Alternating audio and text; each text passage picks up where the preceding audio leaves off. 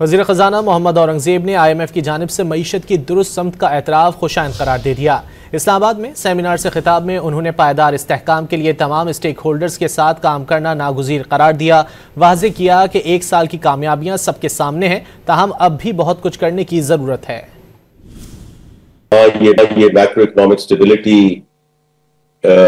आई है, उसी के साथ साथ we have not waited for the structural reforms, whether it's on the taxation side or on the energy side, and that's what the managing director of IMF, Kristalina, yesterday was full of praise for the Prime Minister and the leadership that he has shown and the conviction that he has shown. Government के पास ना ये capacity है ना गुंजाइश है कि हम सब कुछ खुद सोचकर और उसको आगे लेकर जाएं।